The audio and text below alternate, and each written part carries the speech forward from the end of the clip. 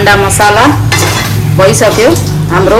Hello guys, good morning. So guys आज फेरि Durga daily ब्लगमा ल हेर्नुस् यहाँ, यो हेर्नुस् यहाँ अंडा। अब म यसको बनाउँदै छु अंडा मसाला गाइज। अनि त्यसपछि अहिले यसको साथमा छ आज यहाँ रोटी। ल हेर्नुस्, रोटी पनि अहिले मैले भर्खरै बनाएको। ल हेर्नुस्, तातो तातो रोटी, एकदम मस्त मस्त रोटी पनि बनाइसके गाइज। अनि यता दुध पनि मेरो रेडी हुँदैछ चायको लागि।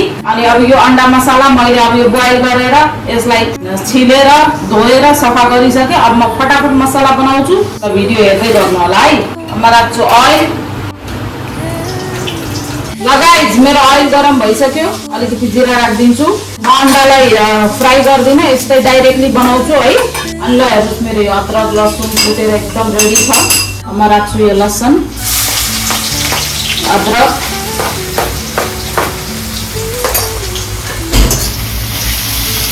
अब म राख्छु प्याज र मिर्ची। ल हेर्नुहोस् गाइज बिहान बिहान खानाको एकदम तयारी हुँदैछ। 10 बजिसक्यो गाइज हाम्रो यहाँ त।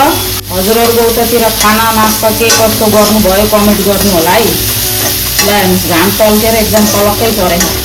अब म राख्छु अलिकति नमक। ल गाइज मेरो प्याज भइसक्यो, यी मैले राखेँ। अब हल्दी, ल हेर्नुहोस् अब राख्छु टमाटर।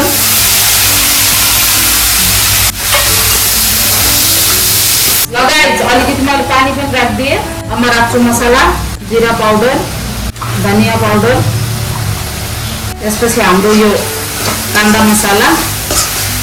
ल हेर्नुहोस् यो कान्दा मसाला एकदम टेस्टी मसला रहेछ गाइज। मिक्स,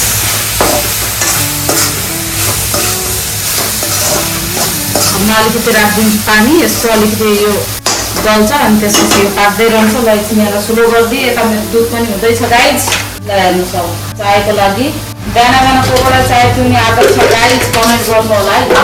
हाम्रो त अब चाय पिउनै पर्छ, दुईवटा काम एकैचोटि।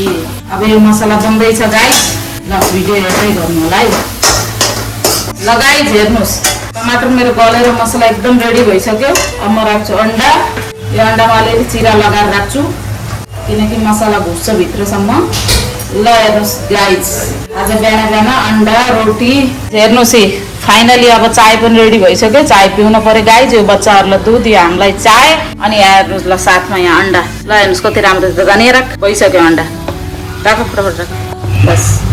ल हेर्नुहोस् गाइज यी अंडा मसाला भइसक्यो हाम्रो। ल गाइज यसरी नै रेसिपी बनाएर खानु होला, रेसिपी ट्राई गर्नु होला हैन। अब हामी जाँदैछौँ चाय पिउन गाइज, अनि हजुरहरूले पनि पिउनु होला। नेक्स्ट भिडियोमा के कस्तो हुन्छ म सेयर गर्ने नै छु। तबसम्मको लागि बाई बाई।